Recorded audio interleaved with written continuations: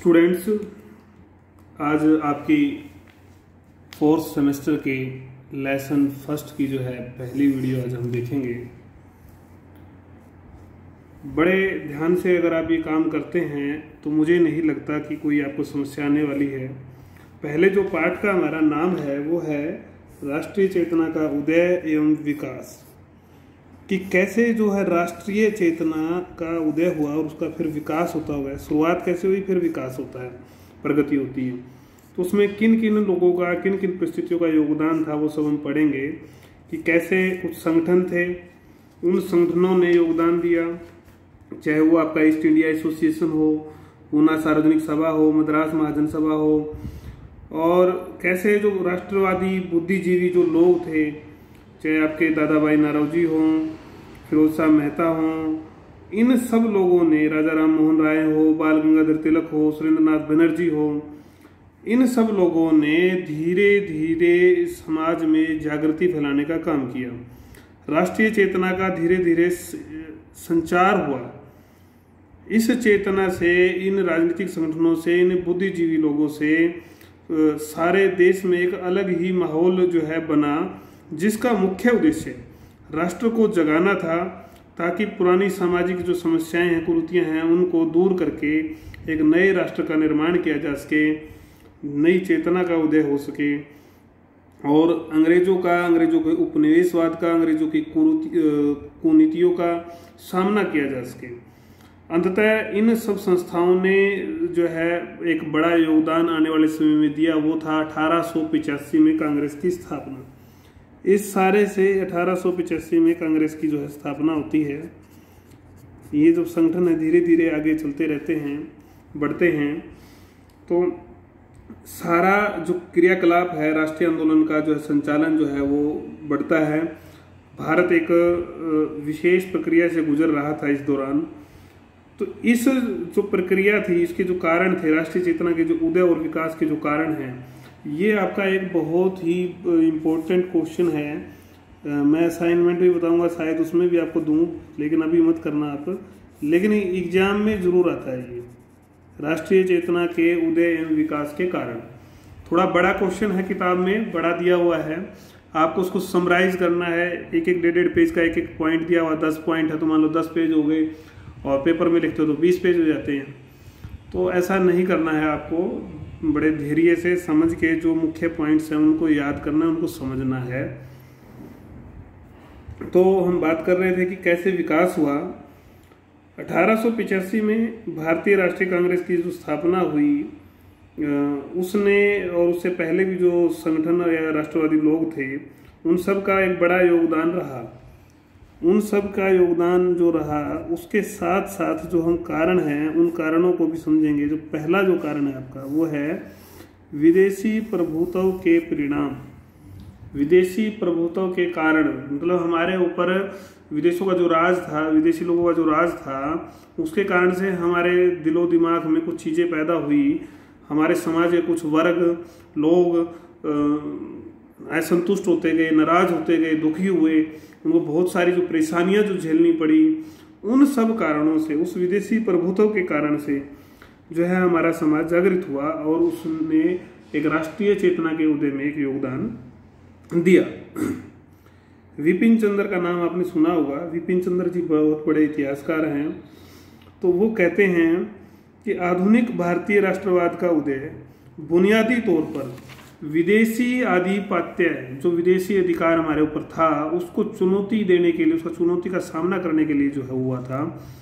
स्वयं ब्रिटिश शासन से उत्पन्न परिस्थितियों ने, ब्रिटिश शासन ने जो जो यहाँ नीतियाँ अपनाई, उनसे तंग होकर हमारे समाज ने भारतीय जनता के बीच राष्ट्रीय भावना के विकास को जो है बल मिला, राष्ट्रीय विकास में सहायता दी। ये जो कोट होता है, किसी व्यक्ति ने क्या कहा, ये आपके उत्तर को जो है थोड़ा अच्छा बना देता है। तो इसलिए आप इस तरह की चीज़ें जो है नोट करें। एक आध पूरे क्वेश्चन में 2-3 कोट तो जरूर हों।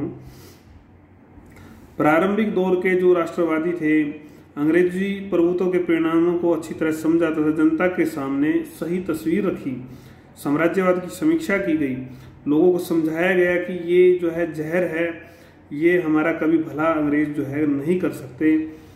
भारतीय इस बात को समझ गए कि अंग्रेजी शासन भारत में स्थापित मुगल शासन से भिन्न है, अलग है, ये ज़्यादा नुकसानदायी है, ये कई तरह का शोषण जो है हमारा कर रहे हैं।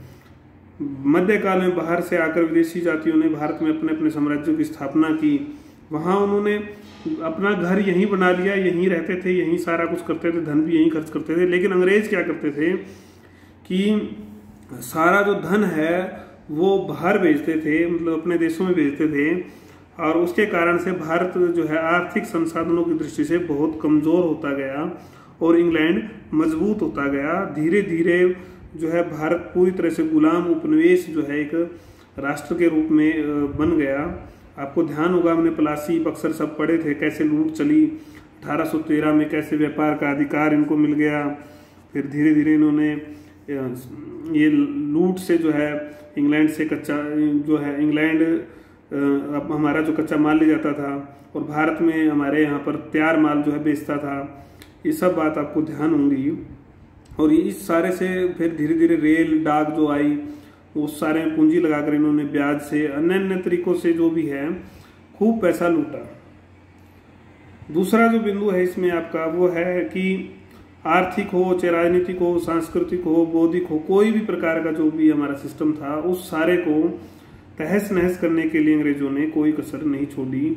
उन्होंने हमारे सारे संस्कृति को चोट जो है वो पहुंचाई। इस दौरान और क्या हुआ, जो बड़ी जो चीज़ें हुई, जो शिल्पकार थे आपके, जो शिल्पकार थे, शिल्पकार हस्त से काम करते थे, हाथों से, उन सब को जो है इन्होंने अपंग कर दिया एक प्रकार से। उनका बहुत शोषण हुआ, क्योंकि दस्तकार और शिल्पकार जो है हमारे यहाँ तो स्वदेशी उद्योग समाप्त हो गए, क्योंकि अंग्रेजों का माल बिकता था। अंग्रेजों का माल बिकता तो यहाँ के उद्योग बेकार, शिल्पकार बेकार, और जब बेकार तो बेचारों को जो है खाने के लाले पड़ गए। और दूसरी तरफ इंग्लैंड की जो मशीनों का जो माल था वो यहाँ पर बिकता, मुकाबला नहीं कर पाए भारतीय उद्योग।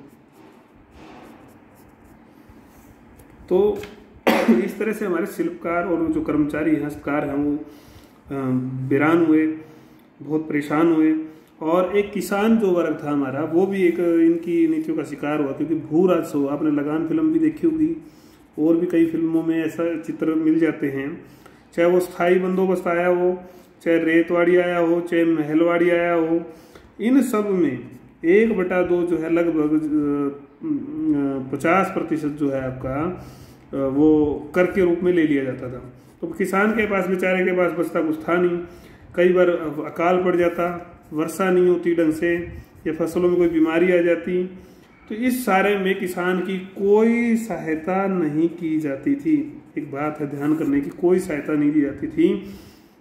इससे जो किसान थे हमारे, वो धीरे धीरे कर्ज के तले दबते गए, और आने वाले समय में निर्धनता, भूखमरी, अकाल, प्लेग, अनेकों बीमारियों से बड़ी संख्या में लोग मरने लगे। वे जब भी इस व्यवस्था के खिलाफ विद्रोह करते, विद्रोह भी हुए हालांकि, लेकिन उनको मारा पीटा जाता, उनको दबा दिया जाता था, कुल मिला के कुचल दिया जाता था। शिक्षित भारतीयों को हालांकि थोड़ी सी शुरुआत में जो है कुछ संभावनाएं लग रही थी कि अंग्रेज हैं, ठीक करेंगे, कुछ नई प्रथाएं चलाएंगे। लेकिन जैसे जैसे वो आशाएं उनकी ख़त्म होती गई, क्यों, कितनी बड़ी शिक्षा उन्होंने प्राप्त करी, लेकिन उनको अंग्रेजों के समान नौकरी नहीं मिली। अंग्रेजों के समान नौकरियां नहीं मिली, न ही उनको कोई सम्मान दिया जाता था, केवल कलरकों के पद दिए जाते थे। और इससे धीरे धीरे लगा कि भाई हम सब पढ़ के, सब लिख कर, सब अच्छा बनकर भी हम कुछ नहीं कर पा रहे हैं, तो ऐसी अंग्रेजी राज का क्या फायदा है। तो वो लोग धीरे धीरे अंग्रेजी राज के खिलाफ होते गए। फिर एक बड़ा वर्ग था पूंजीपति वर्ग। पूंजीपति वर्ग भी महसूस करता था कि अंग्रेजों के कारण उन्हें हानि हो रही है, कि सरकार की जो व्यापार की जो नीति थी, कर की जो नीति थी, चुंगी की जो नीति थी, वो सारी हमारे व्यापारियों के खिलाफ जाती थी और अंग्रेजों के पक्ष में जाती थी। तो इस सारे से भी जो है वो लोग नाराज हुए। 1857 क्रांति में आपने देखा ही था कैसे राजा महाराजा वर्ग, जमींदार वर्ग भी बहुत सारे लोग थे जो वो अंग्रेजों के खिलाफ भी लड़े थे और इन लोगों के हित आपस में मेल खाते थे। लेकिन अब जब उन्होंने देखा कि अंग्रेज तो किसी तरह से मानने वाले नहीं, काबू आने वाले नहीं, इन्होंने तो देश का नाश कर दिया है, तो ये लोग भी धीरे धीरे विरोध में आ गए। कुल मिलाकर पूरी तरह से जो है भारतीय विदेशी शासन की नीतियों से प्रभावित थे, हित टकरा रहे थे। जब हित ये जो टकराए, शोषण जब हुआ, समाज को जब तरह तरह की परेशानियां झेलनी पड़ी, अकाल भी पड़े, 2 करोड़ 24 अकाल पड़े, इस दौरान 2 करोड़ 85 लाख लोग मारे गए और सरकार ने कुछ नहीं किया। तो ये इस प्रकार की जो चीज़ें हुई, इस सारे से लोगों ने सोचा कि अंग्रेज हमारा कभी भला नहीं कर सकते, तो उनमें विदेशी जो प्रभुत्व था उसके परिणाम स्वरूप एक राष्ट्रीय चेतना का उदय और विकास हुआ। ये आपका पहला बिंदु था, थोड़ा बड़ा है, आप इसको शॉर्ट कर लेंगे, मुख्य बिंदु लिख लेंगे, नोट्स बना लेंगे तो आपको समस्या नहीं आएगी। दूसरा जो आपका फिर बिंदु आता है वो है देश का प्रशासनिक और आर्थिक एकीकरण। अब देश राष्ट्रवाद के उदय के लिए आवश्यक है कि उसमें राजनीतिक और आर्थिक एकता हो। भारतवर्ष में वैसे तो शुरू से एकता रही है, मौर्य काल में हमने पढ़ा था, गुप्त काल में भी एकता रही, उत्तर भारत तक चाहे सीमित रही हो, लंबे समय तक कुल मिलाकर भारत जुड़ा रहा, एक एकता इसमें रही। सल्तनत काल में संपूर्ण भारत एक नहीं हुआ, लेकिन मुगलों के समय में फिर दोबारा से एक हुआ, दक्षिण भी भारत में मिल गया था औरंगजेब के माध्यम से। 1856 तक फिर अंग्रेजों ने दोबारा से संपूर्ण भारत को राजनीतिक एकता के सूत्र में बांधने में जो है सफलता हासिल की, जबकि सारी दुनिया के देशों में राष्ट्रवाद का विचार पनपने लगा था। अंग्रेजों ने इस देश को जीता ही नहीं, बल्कि यहाँ के अभी हम पढ़ के आए सारे संसाधनों का सफलतापूर्वक दोहन किया, कच्चा माल यहाँ चले जाते थे, हर तरह का इन्होंने यहाँ पर इस सारे को करने के लिए जरूरत थी इनको एक शक्तिशाली और ये जो देश का प्रशासनिक और आर्थिकीकरण है, इसके लिए इनको जरूरत थी एक शक्तिशाली प्रशासनिक ढांचे की। उस ढांचे में क्या क्या आता है आपका, रेल भी आएगी, डाक भी आएगा, संचार आएगा, प्रशासनिक सेवाएं आएंगी, कानून आएंगे, कर आएंगे, एक जैसी जो प्रणालियां हैं वो सारी इसमें सहायक होने वाली हैं। तो इस सारे ने ठीक है एक तरह से हमारे समाज को नुकसान भी किया। नुकसान ये था कि हमारी जो एक स्वावलंबी जो अपने आप चलने वाली व्यवस्था थी, आत्मनिर्भर जो व्यवस्था थी ग्राम की, गाँव की, वो तबाह हो गई। और ये तो था इसका नुकसान। और लाभ क्या हुआ हमारे समाज को कि जब ये सब एक हुआ, एक होने से कष्ट एक समान दिखाई दिए, चाहे वो कर के थे, चुंगी के थे, गलत नीतियों के थे, तो उससे कष्ट एक समान हो तो लोग जुड़ने लगे कि भी तेरा और मेरा कष्ट एक है, तो हम इस समस्या का समाधान भी इकट्ठे मिलकर ही करेंगे। दूसरा, रेल से, डाक से, संचार के साधनों से जो विचार थे, राष्ट्रीय जो विचार थे, राष्ट्रीय जो चेतना थी, वो सब समाज में फैलने में इससे आसानी जो है वो हुई। ये इसका एक लाभ जो था वो मिला। सारे देश में केंद्र से लेकर ग्राम तक प्रशासनिक एकता बनी, दंड संहिता, समान कानून, मुद्रा प्रणाली, न्याय व्यवस्था, पुलिस, सब ये जब सब इस तरह से चला राजनीतिक और प्रशासनिक, तो इसने आर्थिक सिस्टम को भी प्रभावित किया। तो ठीक है, अंग्रेजों ने सब अपने हितों के लिए किया था, लेकिन इस राजनीतिक एकता, प्रशासनिक एकरूपता तथा आर्थिक परिवर्तनों का राष्ट्रवाद के उदय के सहायक कारक के रूप में भारतीयों को भी लाभ हुआ। इस कठोर राजनीतिक एकता तथा शोषण के तंत्र ने भारतीयों के कष्टों को एक जैसा बना दिया। एक ही उन सबको लगने लगा कि हमारा एक ही शत्रु है, कॉमन शत्रु है, वो है अंग्रेज, ब्रिटिश। तो इसका मुकाबला हमें करना है, इनको भगाना है। जवाहरलाल नेहरू के अनुसार इससे भारत में अधीनता रूपी एकता की स्थापना हुई। इस एकीकरण ने लोगों को एक दूसरे से जोड़ने में सहायता की। राष्ट्रीय नेता आसानी से जन साधारण तक राष्ट्रीयता के विचार को पहुंचाने में सफल हुए। ये दूसरा बिंदु था आपका देश का प्रशासनिक और आर्थिक एकीकरण। इसने भी जो है एक दिशा दी। तीसरा जो है ये बहुत बड़ा बिंदु है, लेकिन आसान है ये, क्योंकि आपसे जुड़ा हुआ है, आपने पढ़ा भी होगा। पाश्चात्य विचार, पाश्चात्य मतलब पश्चिम, पश्चिम में पड़ता है आपका ये यूरोप जो है, पश्चिम बोलते हैं, हमारा देश पूर्व में बोला जाता है। तो इसके विचारों का, वहाँ के विचारों का, यूरोप के विचारों का, उनकी शिक्षा का हमारे समाज पर क्या प्रभाव पड़ा, उसने कैसे राष्ट्रीय चेतना के उदय और विकास में योगदान दिया, इसको अब हम समझेंगे। देखो, राष्ट्रवाद के जो उदय में बहुत बड़ी भूमिका माना जाता है ये पाश्चात्य विचार और शिक्षा का प्रसार।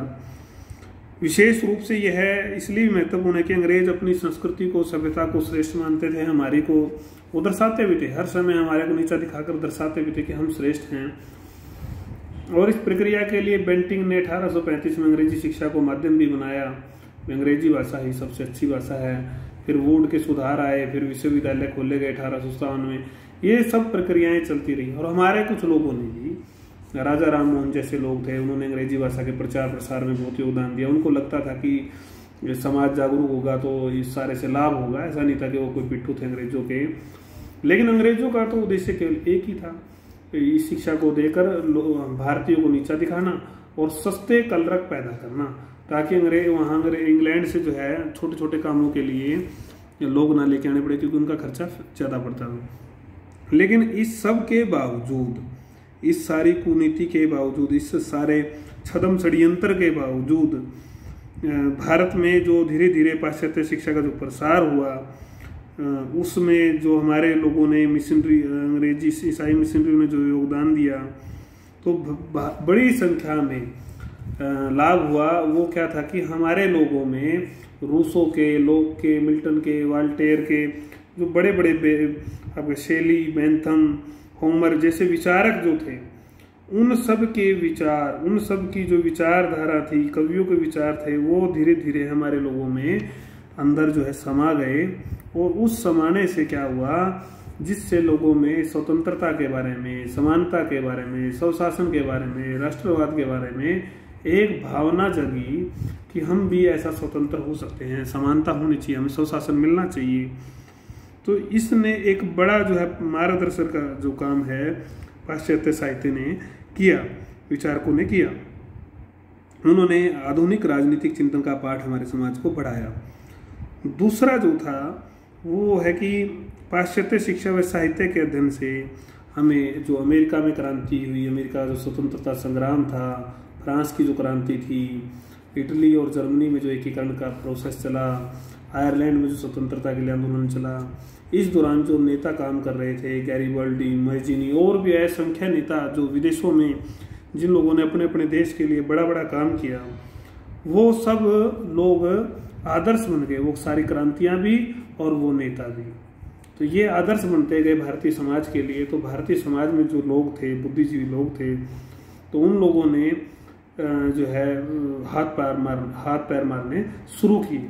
और तीसरा जो एक था कि इंग्लैंड में या और अन्य देशों में जो लोग भारतीय अध्ययन करने के लिए जाते थे, तो वो परिचित हो गए कि ये जो अपमान, ये जो दास्ता जो हमें सहनी पड़ रही है, बिल्कुल गलत है, इससे छुटकारा पाना जरूरी है। चुभन होती थी उनको, क्योंकि उनको कोई सम्मान नहीं मिलता था दूसरे देश में जाकर। तो उन्होंने इस सब का विश्लेषण किया। तो विश्लेषण यही था कि भाई राष्ट्रीय चेतना का उदय करना जरूरी है, समाज को जागृत करना जरूरी है।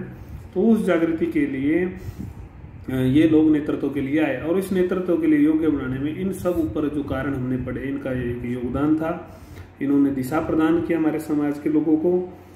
और जो विपिन चंद्र है, इनका मानना है कि राष्ट्रीय आंदोलन आधुनिक शिक्षा प्रणाली की उपज नहीं था, बल्कि ब्रिटेन तथा भारत के हितों में टकराव का परिणाम था। लेकिन फिर भी कुछ भी कहें, इस सारे ने एक बड़ी दिशा जो है प्रदान अवश्य की। और उसमें एक संपर्क भाषा के रूप में शुरुआती दौर में खासकर हम बात करेंगे, बाद में तो अंग्रेजी भाषा ने हमारा नुकसान नहीं किया आज तक।